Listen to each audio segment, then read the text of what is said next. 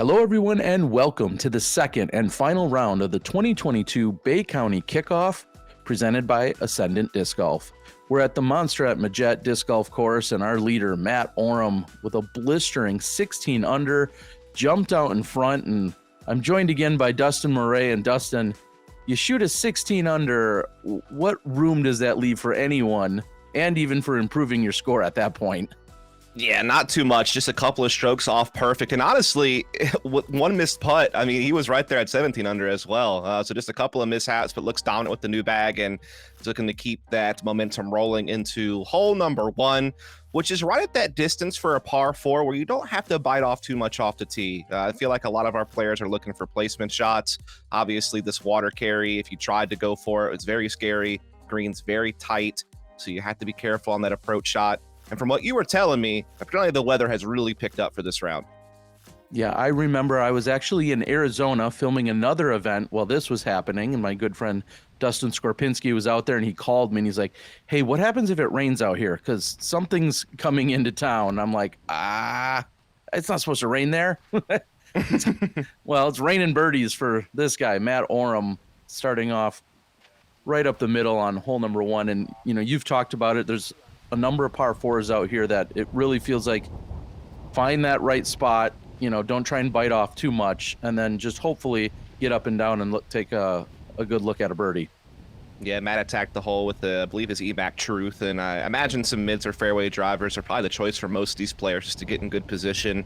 Obviously, though, with the wind, you're probably having to change up a little bit of your stability just to make sure that you fight through all of it. But that's the one thing you can't do, is hit one of those early trees, and that could cause a big number if you're not careful. That's Zach Cole, sponsored by Discmania, who unfortunately caught the palms. And now we got Ryan Best here out of Prodigy, a local player, I believe, out of Panama. So I imagine he knows this course pretty well. So Ryan during the opening round, both him and Matt, of course. And now joining another new guy on the card, Laymon Gray. Mm-hmm.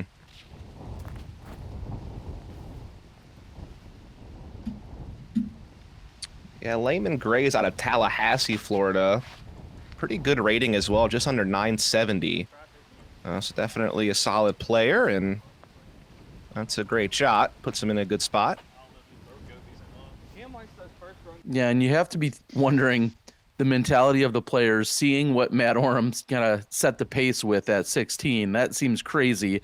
You're saying, well, is it second or third that I'm playing for at this point? Oh, man. What a shot from Zach Cole. I thought he was going to be well out of position, but he was able to still get up there and give himself actually still a shot at birdie. That is impressive, as well, that's the evidence of the wind.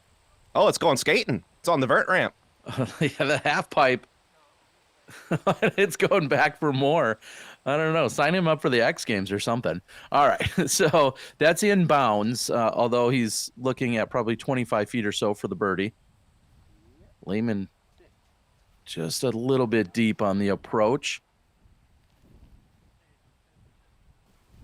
Just a simple little pitch up there for Matty O. Yep, and here's Ben Fulford. Kind of a local to my area. He's, I guess, closer to Pensacola than the Mobile area, but in that southeast Alabama space. And he's rated just over 1,000. Very powerful thrower. Definitely something that the southeast people will know, as we see Ryan Best just kind of pitch up there. And yeah, and I got to give Ryan more credit than 25 feet. That was a little bit longer than that, it looked like. So does this one. Very much just on the edge of circle one, perhaps, and probably awkward footing being on the slope. Ooh, just out. Right amount of power off the center of the pole, or to the right center, I should say, of pole. Good power, though. And that's one thing that's going to be so prevalent out here, is reading the wind in terms of your headwinds and your tailwinds. Typically, a disc will drop when you have a wind at your back, and the disc will rise when you have the wind in your face. So those are things you're going to have to keep into consideration, and that's just the right speed and angle for Benjamin, and he's going to pick up a birdie to start. Yeah, Matt just sitting right there for his birdie, just kind of waiting. Laymon Gray now has a chance to Get a little bit of something going here, though. Of course, he's got to stretch out wide. Been doing his Pilates.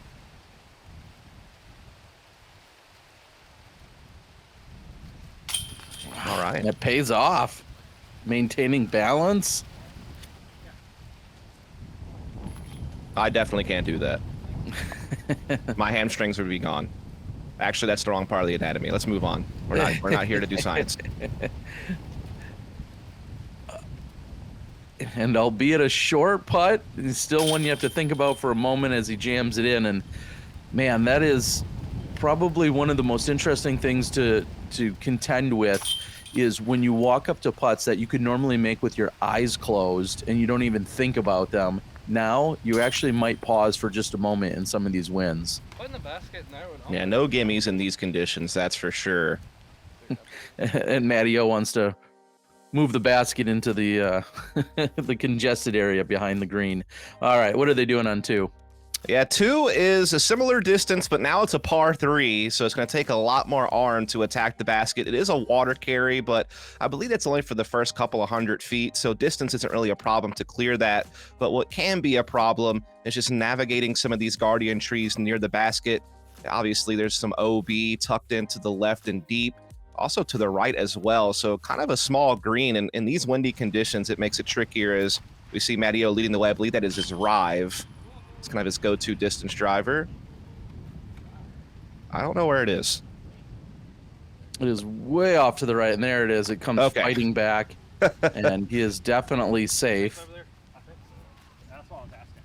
He was worried about it for a moment, but he is certainly safe way over there, and not quite as close as he was in round 1.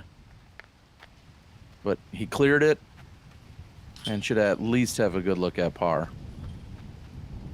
Here goes Ben, who certainly has the power to attack holes at this distance, but again, with the wind, it makes it a lot trickier, so he hangs that one out wide as well, but seems to be coming in.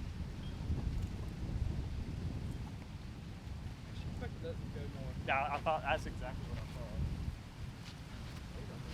And this water carry, really not much of a challenge for the players.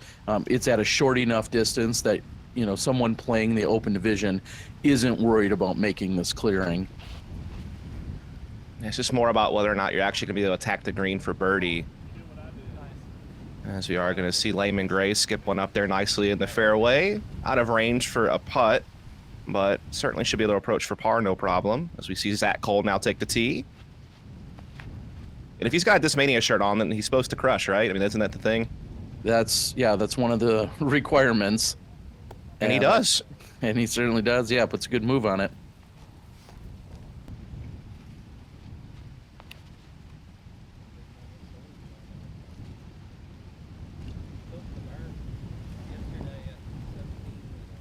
And also, find safety not too far from where Zach's landed a moment ago.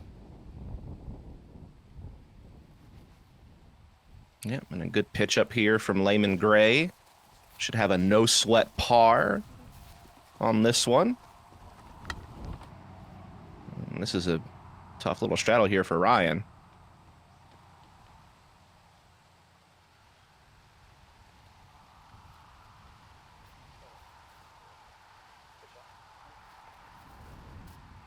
Makes it look relatively easy. A little jump putt for Zach Cole, but a little more of a layup, really. Just using the jump putt approach to carefully nestle the disc up there, as Matteo has a long one to look at here, trying to put his judge in the basket, but also more of a pitch up. Yeah, and you can see there why Orum was concerned about the out of bounds for a moment. He was kind of asking the group because he was pushing just to the edge of that long OB as Ben was. And Ben also just off the mark.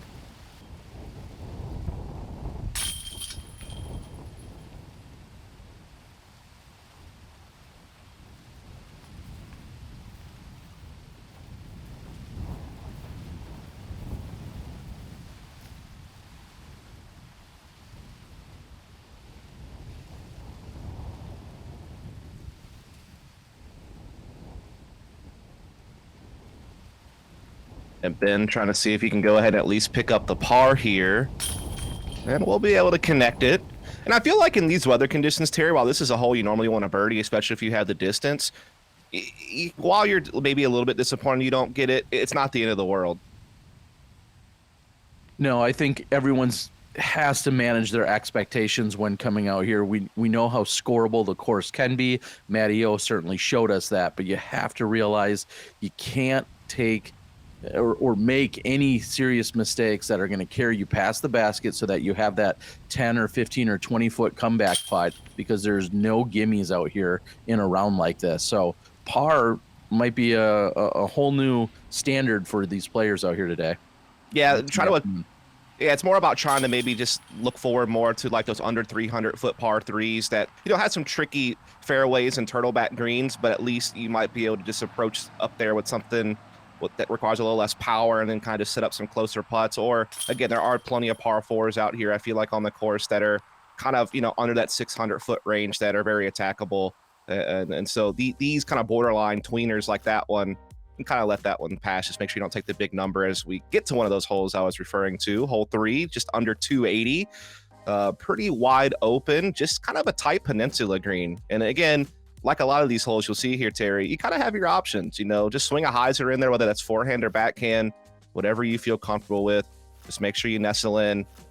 Circle 1 becomes a little bit smaller in your mind in these windy conditions. You'd rather be only about 15 feet away just to avoid some stress, but we'll see how our card is able to handle it.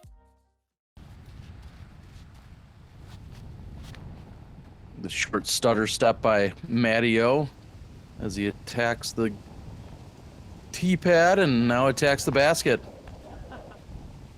He puts it right there, so that should be a pretty stress-free birdie. As we see Ben Fulford now come up next, looking to follow a similar line. Looks like he may get a similar result, depending on the ground action. I think that bush directly in front right there is, just kind of the landmark needed, that if you get to that or just past it, you should have a open look at birdie.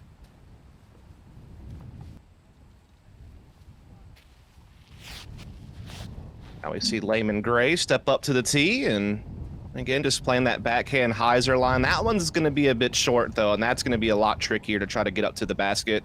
May have to settle for par on this one.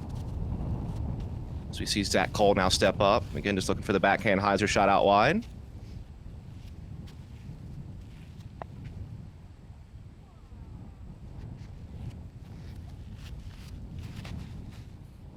That's a little too centered. That's going to be a lengthy one. And he was saying how he saw everyone else's shot and he was trying to plan accordingly, but it didn't react the same. It just seemed like he let go a little early, like he didn't get it out wide enough, and we'll see if Ryan Best can kind of correct off of that. And no, same thing, just did not get it quite out wide enough, maybe not judging the stability in the wind quite the way he wanted to, but no one was catastrophic here. I think at the very least we're going to see par at worst for these players.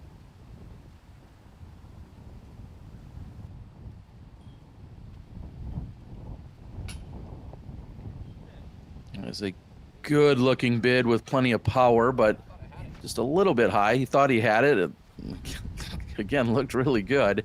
And now here's that one bush that seems to provide all of the challenge here that you got to get past. He's got to look up and over. So close.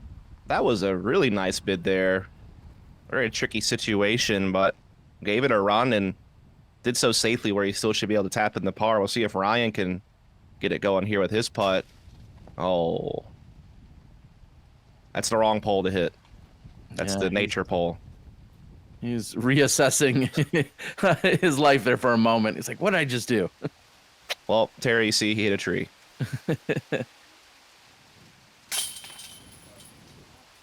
In a windy situation like this, someone like Ben's putt, I just feel like has such an advantage. He's such a firm spin putter, and as opposed to some kind of a pitch or a loft putt, anytime you have a firm spin putt, I think you're going to be able to combat the wind the best.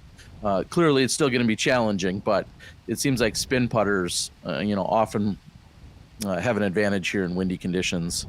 Mm-hmm. That's why you see even some push putters will switch to a spin in windy conditions if they have both in their bag. And we do see the par putt come in there from Ryan Best, so minimizing the damage. despite the unfortunate tree hit. Zach Cole, though, kind of licking his wounds after this one, does take the bogey after a putt goes a little high for par. And Laymon will tap in. I've almost forgotten that there's a fifth guy on the card because he's still waiting to get to his lie. And there's There our he is. leader. Matt Orum steps up and he moves to 18 under, which is pretty incredible. You know, he's played 21 holes. He's got 18 birdies and is in complete control of what seems like the scorecard and the wind at the moment. Yeah, his first round rating was 1079, if that puts it into perspective for you as we head into hole 4. Again, this is one of those par 4s that aren't too crazy on the distance, and so placements can sometimes be more of a priority than trying to juice it down there. Again, very hilly fairways, as you see often throughout this course. And another constant theme is as you approach that basket, the fairway gets skinnier, turns into a bit more of a peninsula with the OB, water on the left, little cart track on the right. And then again, just make sure you get off the tee clean and put yourself in a good spot. That's really the biggest thing that you're thinking on the tee. As Matty O, I believe, still has the box. Looks like he will be throwing his adder, just a very overstable distance driver out of Westside, just to kind of combat this wind and try to get himself in a good spot.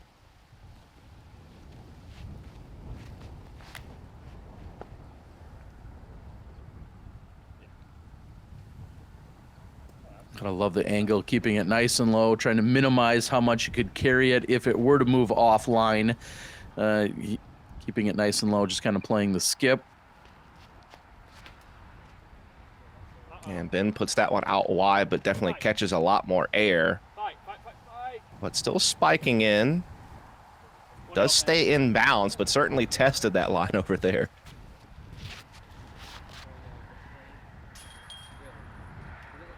This is pushing to the opposite side of the fairway. Maybe left center. That's getting a lot of turn, Terry.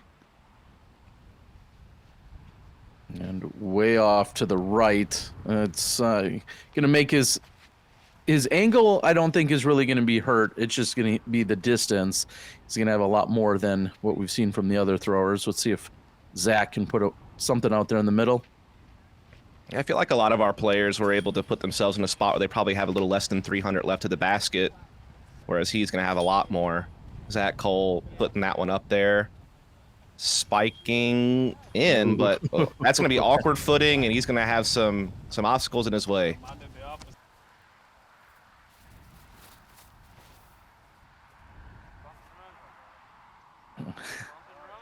Going past the short basket, scaring it for a moment. You know, I know we talked about that with the previous event that we had covered out here, and the fact that there are two sets of baskets out here, so that players, as that one's pushing, but it looks like it stays inbounds, just barely.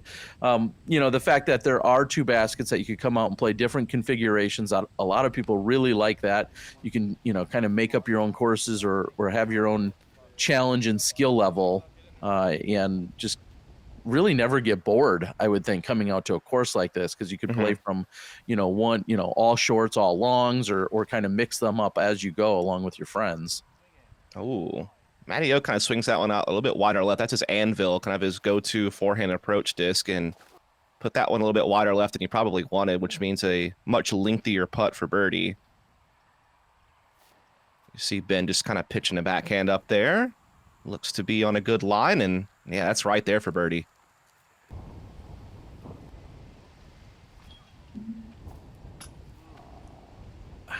I don't think Zach wants to keep a tally, but I believe that's 3 now that have hit top band for him. So he is just a bit high. And Ryan, honestly, considering what happened off the tee, he's done pretty well for himself to put himself in position to recover par. And again, Matteo has a lengthy bid here. He putts on the judges, so we'll see if he can make it happen. But Mortis has to kind of take his medicine and settle up there for par. Yeah, something he hasn't had to do much of today. That's very true. I think, though, the luxury of having a 6-stroke lead certainly helps you make those decisions a little bit easier to lay up.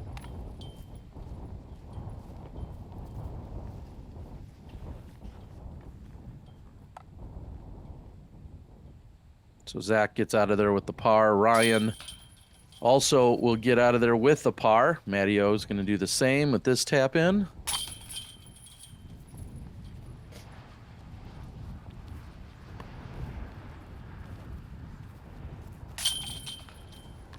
And that 6 becomes 5. That's a nice little gain there for Ben. Try to keep himself competitive. So a lot of holes to play, so still a chance to, put the pressure on Matty-O here and there. So we now move on to our next hole here on the front 9. It's going to be hole 5. One of the shortest holes on the course, but it's really tricky with this slope that you're going to see on the left side of the basket. It really kind of makes you think, do I want to throw the forehand left and try to crash into that hillside, or just over the top of it and try to settle in close? Or do you want to play the backhand, but if you over commit to the hyzer angle, you might roll down that hill. So you just have to be a little bit careful on your angle control and making sure you don't overpower the disc.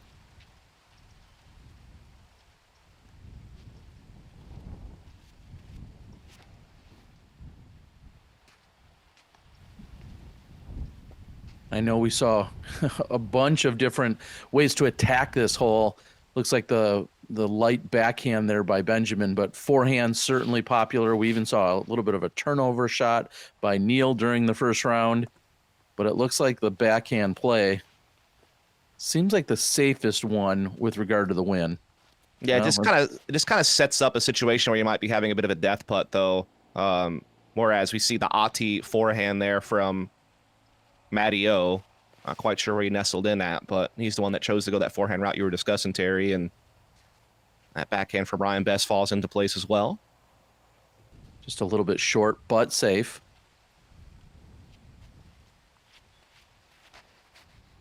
And we see another backhand. So what is that? 4 backhands. Oh, almost ringing it up. 4 backhands and the 1 forehand. And this is exactly what you said. A death putt, OB directly behind the basket. You don't have a lot of room here. No, not at all. And just a little low from Matty-O there. So he will have to settle for par, but at least he avoids the trouble. And Ben says, I'm not even messing with that. Not with that wind. No, and then even his pitch up didn't exactly land as close as he'd like. Oh, no, and Ryan doesn't convert. He's faced with the opposite wind. Yeah, that's one you want. Getting the putt uphill, kind of avoid some of the wind. Laymon will take it, though. Yeah, that's an incredible putt.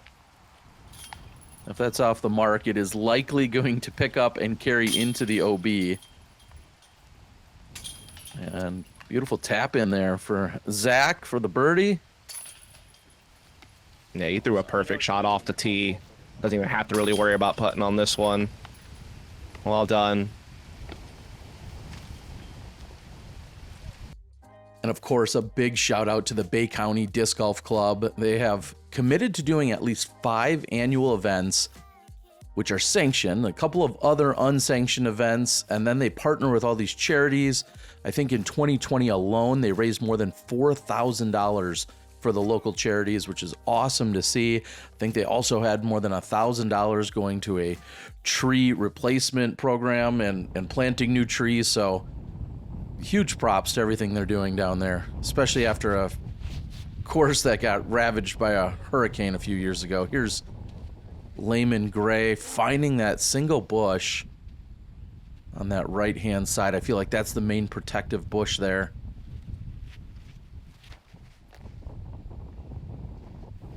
Zach going higher, and that's way too much. So Zach gonna go deep, carries all the way past. He's OB. You have a look at saving the par with a comeback putt from about circle's edge.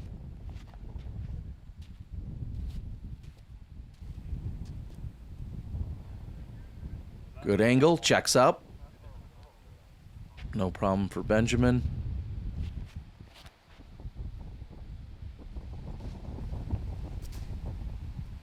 And just a little nudge off the bush there, and Matty-O right there, no problems. He's inside 15 or 18 feet looking at a birdie. And then last to tee here on 6, Ryan Best.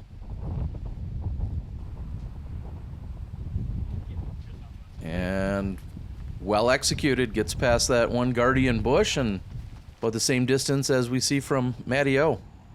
Yeah, Laymon Gray, unfortunately, has to just kind of settle. I feel like this hole plays kind of similarly to hole 3, where it's a similar kind of peninsula green, similar distance, similar obstacles on front of the basket if you're a little short. So we see our players here, for the most part, though, navigated it pretty well. Zach had gone just deep, so this is to save the par. Okay, well, fitting my theme, I may have pointed out earlier.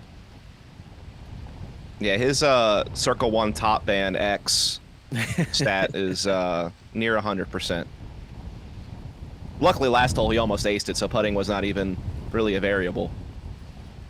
And you see Benjamin taking his time, just hoping for some kind of lull in the wind. And I don't know if he's going to get it, but that's what I was talking about way earlier, is that this feels like a putt he could almost make in his sleep without even thinking about it. And now, well, he still cashes it, but he definitely had to think about it. Yeah, absolutely.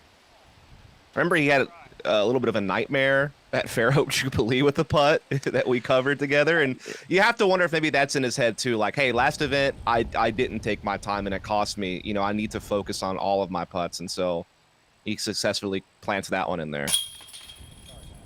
Matty O picks up another birdie, so keeping pace with Ben. I believe they started with a 5-stroke difference. Actually, no, it was 6 strokes between the two of them. Matty O came in at 16, and Ben came in with a really good round of 10 under. Mm-hmm. And then Ben had a full 5 strokes over Zach and everyone else. So Right. seems to be extending his lead over the rest of the field. The question is, will Matty O make a mistake where Ben can capitalize? Yeah, Ben did catch a stroke on Matt on a hole 4. He birdied that one where Matt took the par. So we'll have to see if he gets any more, as Laymon, unfortunately, not going to catch the par there. Going to have to settle the tap in a bogey now. Ryan, who's closest to the pin, we'll see if he can capitalize.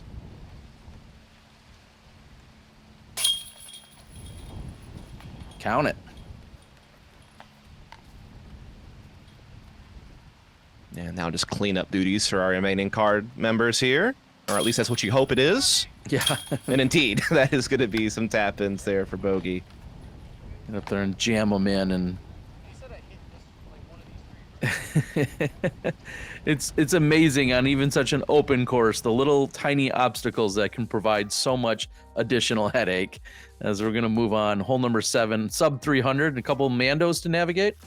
Yeah, the double Mando, and then kind of an interesting basket placement where you just have to judge the distance perfectly to nestle your disc in kind of between these two hills and big bushes. And so, probably a forehand for a lot of our players. Just make sure they get the Mando and get that nice left to right. But this wind is kicking. Holy cow. Yeah, and full disclosure, as we're watching the forehand navigate through the double Mando, and it gets up a little bit of roll, brings it into a wide open space. I have significantly reduced the overall sound and volume on this footage here, just to not blow out everyone's ears with a whole bunch of rumbling bass coming into your ear. Just a complete 180 from what we saw during the first round, where it was almost perfectly calm. However, in the comments below, if you'd like me to provide that one with sound effects from my mouth, I can do that for you on the back nine. Just let us know in the comments below if that's something you'd want to hear. Yes, perfect. Little do they know that that will already be published and recorded by the time they comment, and so it won't matter. A little bit of wind.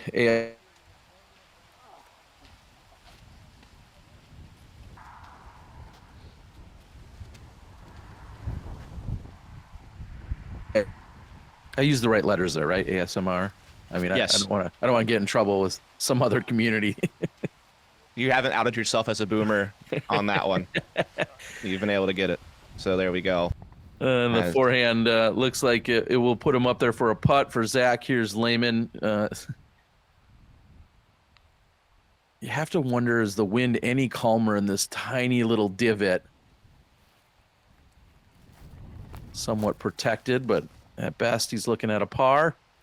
And really the one place you can't be on this hole. Ryan's found it. Yeah. Well, it gets a little bit tougher when you're trying to fight a headwind and still control your distance to nestle in near the basket with these hills and bushes on either side of it, shallow and deep. So I believe Matt also kind of got tangled up in there with his forehand off the tee, so they're going to have some struggles here. And that's a chance for maybe Ben to gain another stroke on Matt, actually. As I know that he's definitely got an open look putt.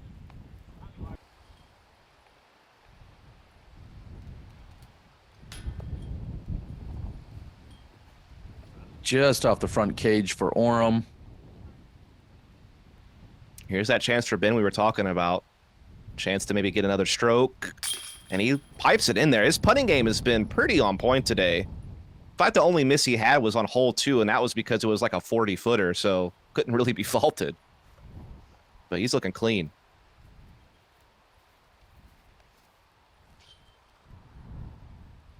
All right, putting downhill. He's already above the band, so let's hope that he can put this one, let gravity do some of the work.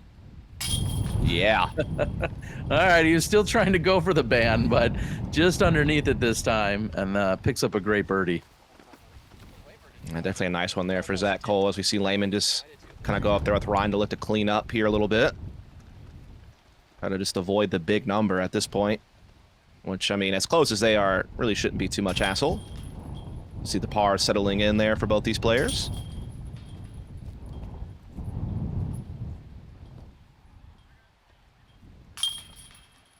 Left foot forward, bag and umbrella in hand and on shoulder. Matty-O, folks, he can do it all. Yeah, he said some weird, I can't remember where this was, but he said something about keeping a backpack on within 10 to 15 feet because it keeps your core stable. Take that for what you will. All right, well, here we are, 624 feet, hole number 8. It's a par 4. What are they trying to do here? Yeah, this is more of that longer distance where it makes the par 4 a lot trickier. And then this Mando, which forces you to take your approach basically over the water, can really cause for a lot more risk and a lot more chance for higher numbers.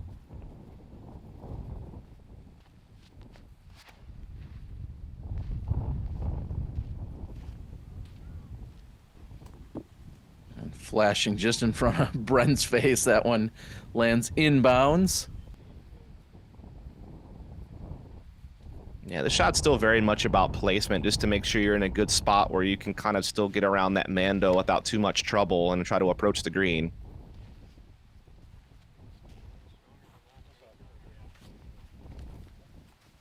And no problems there for Zach.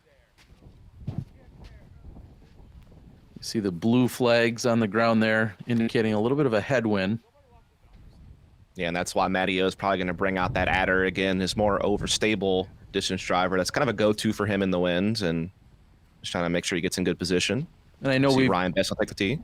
We've lightly touched on it, that this is in fact Matty-O's first competitive sanctioned tournament with his new lineup of discs, the sponsor being Westside discs, and clearly first round, no problems with that 16 under. But what I think is great about this event overall is 2 rounds, same day. We get to see how he's reacting in some less than ideal conditions. You know, such a great scoring opportunity in the morning, and now he's coming back out and getting a full test with his same plastic in these windier conditions. Yeah, it's definitely a good trial run for him to kick off the year to kind of figure out, hey, what's working in the headwind, what's not. Obviously, and I know he's been putting in a lot of practice. I've even played a couple of practice rounds with him, and he definitely looks sharp. But, the conditions are obviously a little bit different in our area compared to what they're dealing with today.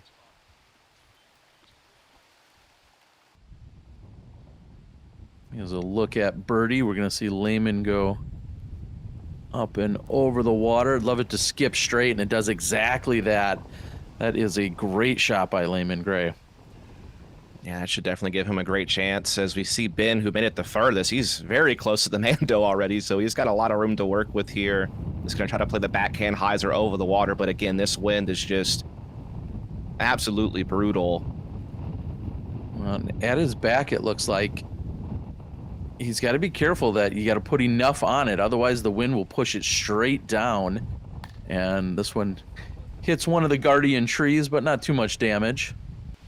Yeah, it settled on the slope, so it may give him some awkward footing and a little bit longer of a putt than he was hoping for. But like you said, not too bad. And Zach Cole swings that one and fades a little wide on him, so he's going to have a very lengthy putt there.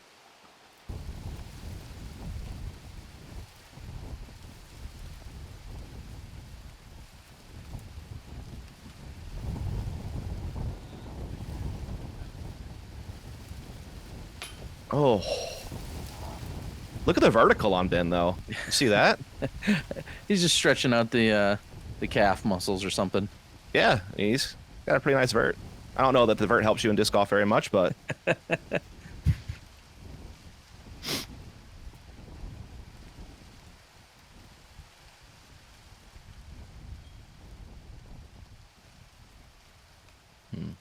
Zach thinking about that top band probably at this point. not this time. Or overthinking the top band. And unfortunately doesn't quite make the correction. So he's going to just have to tap in, walk away with the par. And we'll see where Matt stands here. As he's looking at a potential birdie to gain one back on Ben. Kind of keep that separation. Yeah, and now just seeing that is just 4 strokes. And now it's back to 5 strokes, but things getting a little bit tighter.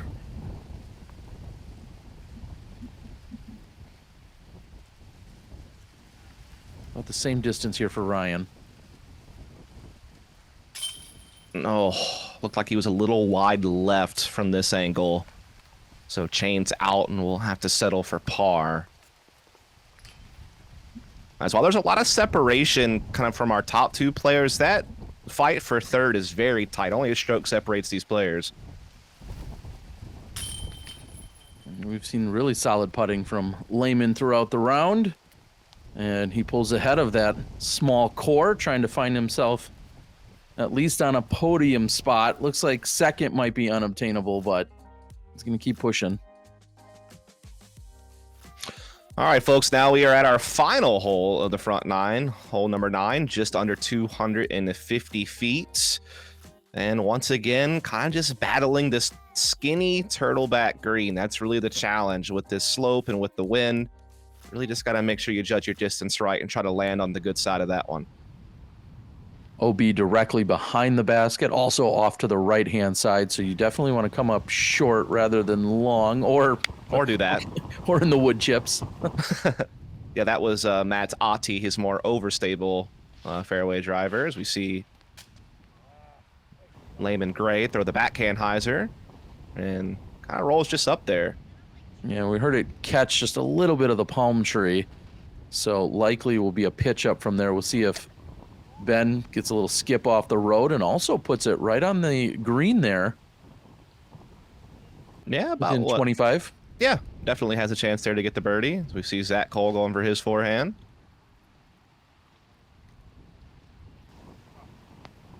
And also settles. Certainly something I've learned in terms of efficiency out here is the most successful shots on hole 9 seem to be forehands. If you've got one, it seems like a good place to bust it out. Backhand there from Ryan Best. Not sure what he's looking at here. Missed the pitch up, really. And not really one to be taken for granted either. Looked like a pretty good pitch up to the basket. You could always worry about it catching a little edge or skip, and then possibly the wind taking it into an OB area, being up on this hillside. Laymon's got a decision to make. Okay, he's going to pitch it up, place it right next to the pin, hopefully walk away with that stress-free par. Oh, wide right from Ben. But once again, vert impressive.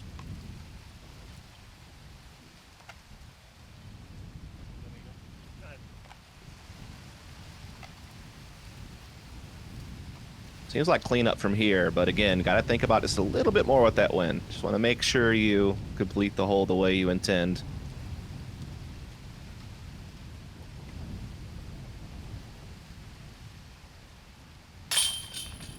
Nice firm stroke for the birdie.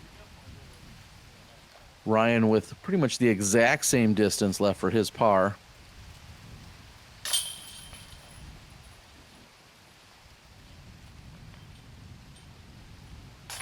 And we're going to start closing out the front nine. Again, if you want to hear some wind ASMR, leave that in the comments, or any other ASMR you would actually like to hear. Put it in the comments. You're going to be eligible. We got some double G beef jerky to give away. Dustin, the conclusion of the tournament coming up in just a few moments, but we see Matteo out in front with that comfortable 6-stroke lead. Looking forward to it, and we'll see you in the back nine. How's that sound? Sounds great, man.